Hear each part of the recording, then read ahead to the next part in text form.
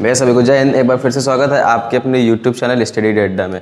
आज की इस वीडियो में हम लोग बात करने वाले हैं ब्लड के कंपोनेंट्स के बारे में। ब्लड किन किन चीज़ों से मिलकर बना होता है, ब्लड के घटक के बारे में बात करेंगे। तो चलिए देखते हैं। पिछली वीडियो में मैंने आपको ब्लड के बारे में बताया था, हीमोग्लोबिन के बारे में बताया था और वे बताया था कि ब्लड का कार्य क्या होता है, ब्लड स्टोर कहाँ होता है, ब्लड बनता कहाँ है, इन सब के बारे में बताया था। और आज की इस वीडियो में हम लोग बात करेंगे कंपोनेंट्स के बारे में। जो ब्लड के कंपोनेंट्स होते हैं वो कौन कौन से होते हैं, अवयव कौन कौन से होते हैं। तो चलिए देखते हैं कंपोनेंट्स ऑफ ब्लड।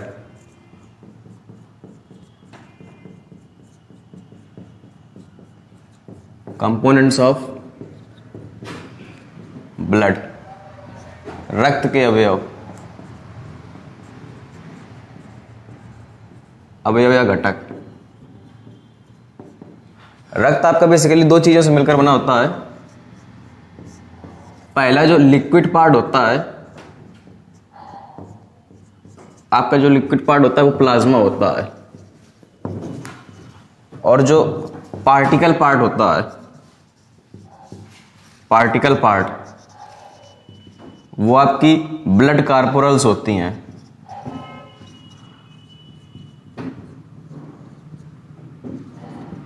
प्लाज्मा को हिंदी में प्लाज्मा ही बोला जाता है और ब्लड कार्पोरल्स को रुधिर कणिकाएं बोलते हैं।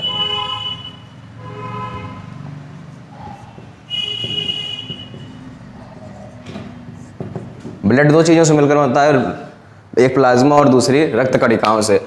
अगर बात करी जाए ब्लड 100% बॉडी में होता है तो प्लाज्मा आपका 55% बॉडी में होता है, और जो ब्लड का पार्टिकल पार्ट होता है, ब्लड कार्पोरल्स, वो आपका 45% होती हैं।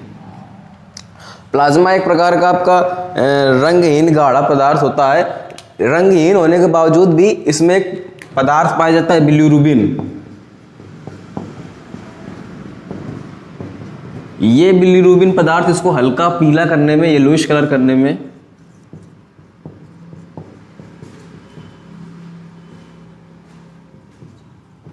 में मदद करता है, बिलिरुबिन पदार्थ के कारण। और जो रक्त कणिकाएं होती हैं ये भी आपकी 3 प्रकार की होती हैं।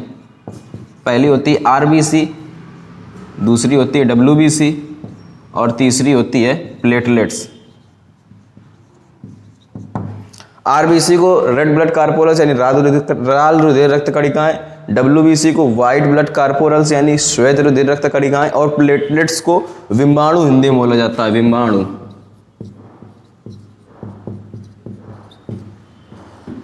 बोला जाता है। इन सभी के बारे में हम डिटेल से बात करेंगे अगले वीडियो में, और इस वीडियो में हम आपको केवल प्लाज्मा के बारे में बताएंगे, प्लाज्मा क्या होता है, और ब्लड कार्पोरल्स के जो क्लासिफिकेशन है, वर्गीकरण, उसके बारे में बताएंगे। इतना तो आपको समझ में आ गया होगा कि ब्लड आपके दो घटकों से मिलकर बना होता है। पहला लिक्विड पार्ट होता है, दूसरा पार्टिकल पार्ट होता है। लिक्विड पार्ट में प्लाज्मा होता है और पार्टिकल पार्ट में ब्लड कार्पोरल्स होती हैं। प्लाज्मा 55% पाया जाता है और ब्लड कार्पोरल्स 45% पाई जाती हैं। और प्लाज्मा होता है रंगीन पदार्थ, लेकिन जब इसमें बिलिरुबिन मिल जाता है तब इसका कलर हल्का पीला हो जाता है, येलोइश कलर का हो जाता है। तो चलिए देखते हैं प्लाज्मा के बारे में आगे। प्लाज्मा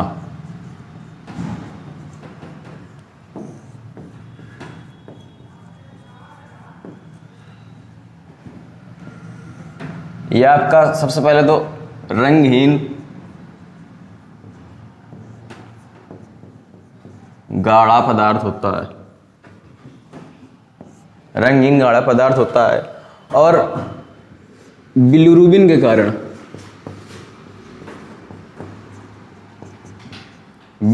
के कारण इसका रंग हल्का पीला यानी येलोइश कलर का हो जाता है। यह आपका प्लाज्मा वाटर और प्रोटीन और कार्बनिक और अकार्बनिक पदार्थों से मिलकर बना होता है।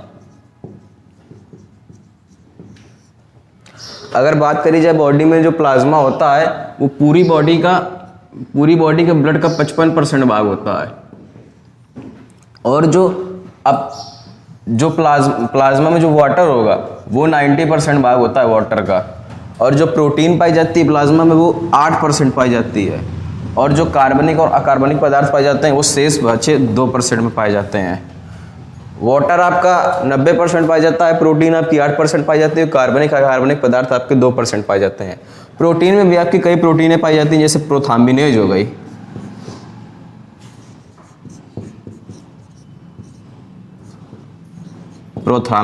गई, फाइब्रिनोजन हो गई,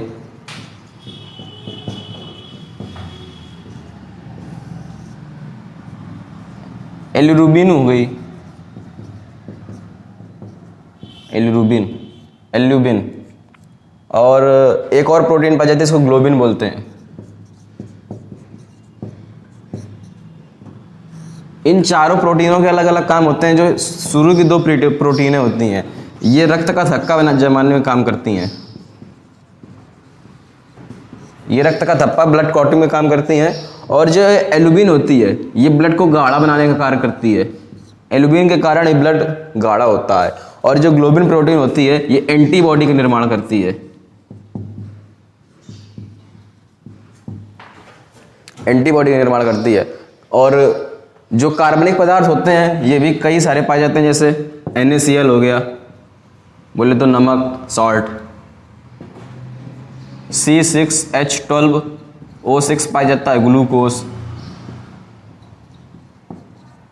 और इसमें आपकी शर्करा भी पाई जाती है, शर्करा C12H22O11।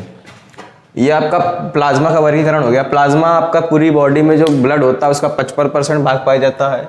और ये एक प्रकार का आपका गाढ़ा रंगीन पदार्थ होता है। और इसका रंग बिलिरुबिन के कारण ही पीला होता है। हल्का जब पीला हो जाता है बिलिरुबिन के कारण होता है। प्लाज्मा में आपका वाटर भी पाया जाता है, प्रोटीन भी पाई जाती है, कार्बनिक पदार्थ भी पाए जाते हैं। वाटर 90% होता है, प्रोटीन 8% होती है, कार्बनिक पदार्थ 2% होते हैं। प्रोटीन में प्रोथाम्बिनेज, फाइब्रिनोजन, एल्यूबिन और ग्लोबिन प्रोटीन पाई जाती हैं। शुरू की जो 2 प्रोटीनें होती हैं, प्रोथाम्बिनेज और फाइब्रिनोजन, इनका कार्य होता है रक्त का थक्का जमाना। एल्यूबिन का कार्य होता है रक्त को गाढ़ा बनाना। और ग्लोबिन का कार्य होता है एंटीबॉडी का निर्माण करना। और जो कार्बनिक पदार्थ होते हैं, जैसे नमक हो गया, ग्लूकोज हो गया, शर्करा हो गई, ये आपके कार्बनिक पदार्थ पाए जाते हैं प्लाज्मा में। अब प्लाज्मा में अगर थोड़ी सी बात और करते हैं प्लाज्मा के बारे में ही। ये तो पता चल गया आपको कि जो प्रोथाम्बिनेज प्रोटीन होती है वो रक्त का थक्का जमाने में काम करती है। और ये पाई कहाँ जाती है? ये प्लाज्मा में पाई जाती है। अब अगर फाइब्रिनोजन प्रोटीन को प्लाज्मा से हटा दिया जाए, जैसे आपका प्लाज्मा है, प्लाज्मा में आपकी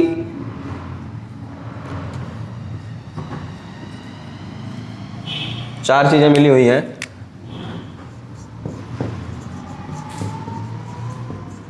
प्रोथाम्बिनेज हो गई,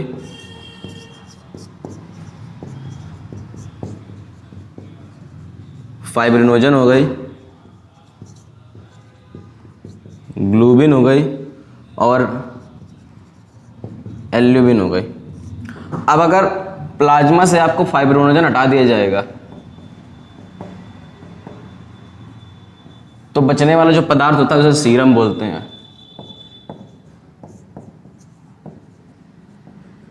क्वेश्चन आता है जब प्लाज्मा से फाइब्रिनोजन प्रोटीन हटा देंगे तो बचने वाले पदार्थ को क्या बोलते हैं? सीरम बोलते हैं।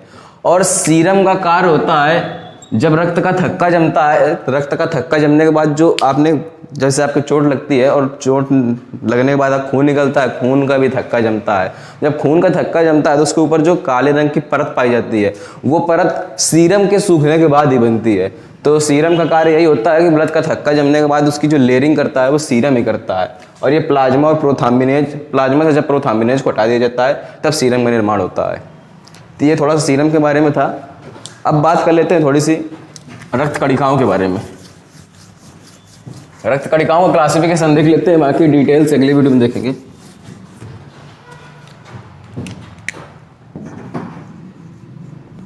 रक्त कणिकाएं, रक्त कणिकाएं आपकी 3 प्रकार की होती हैं। Blood कार्पोरल्स,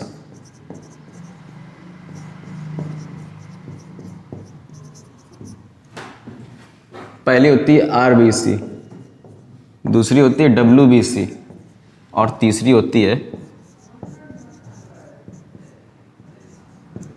platelets. आरबीसी को लाल रुधिर रक्त कणिकाएं बोलते हैं, लाल रुधिर रक्त कणिकाएं। डब्ल्यूबीसी को श्वेत रुधिर रक्त कणिकाएं बोलते हैं, श्वेत रुधिर रक्त कणिकाएं। प्लेटलेट्स को हिंदी में प्लेटलेट्स और बिंबाणु बोलते हैं, बिंबाणु बोलते हैं। लाल रुधिर रक्त कणिकाएं नाम से ही पता चलता है ये लाल रंग की होती हैं क्योंकि इनमें Hb यानी हीमोग्लोबिन पाया जाता है। और जो श्वेत रुधिर रक्त कणिकाएं होती हैं नाम से ही पता चल रहा है श्वेत रंग की होती हैं, इसमें क्योंकि Hb नहीं पाया जाता है। और प्लेटलेट्स में भी आपका Hb पाया जाता है। जो लाल रुधिर रक्त कणिकाएं होती हैं इनका जो जीवन काल होता है 120 दिन का होता है। श्वेत रुधिर रक्त कणिकाओं का जीवन काल डेज, श्वेत रुधिर रक्त कणिकाओं का जीवन काल 2 से 4 दिन का होता है। और जो प्लेटलेट्स होती हैं इनका जीवन काल 7 डेज का होता है। जो लाल रुधिर रक्त कणिकाओं की संख्या होती है वो 50 लाख होती है। श्वेत रुधिर रक्त कणिकाओं की संख्या 10,000 होती है और प्लेटलेट्स की संख्या 2 लाख होती है। यदि इससे कम प्लेटलेट्स आरबीसी डब्ल्यूबीसी पाई जाती हैं तो शरीर के लिए हानि होती है। अगर आरबीसी कम पाई जाएंगी तो मनुष्य को आलस आता है। आलस आने का मुख्य कारण आरबीसी की कमी होता है। और अगर प्लेटलेट्स कम पाई जाएंगी तो इसे मलेरिया नामक रोग हो जाता है, इसी से होते हैं डेंगू नामक रोग इसी से होता है। तो ये हल्का सा आरबीसी डब्ल्यूबीसी और प्लेटलेट्स के बारे में बात करी। अब अगले वीडियो में पूरा डिटेल से आरबीसी डब्ल्यूबीसी और प्लेटलेट्स के बारे में बताएंगे। उसमें हम आरबीसी का आपको जो खोज करता थे कौन थे, आरबीसी का कलर क्या होता है, आरबीसी का आकार क्या होता है, आरबीसी का वैज्ञानिक नाम क्या होता है, इन सब के बारे में डिटेल करेंगे। आरबीसी का कार्य क्या होता है, आरबीसी कमी से होने वाले रोग क्या होते हैं, इन सब के बारे में बताएंगे। डब्ल्यूबीसी के बारे में, प्लेटलेट्स के बारे में। ये थोड़ा सा रक्त कणिकाओं और प्लाज्मा के बारे में बताया। तो जय हिंद, अब मिलते हैं अगले वीडियो में।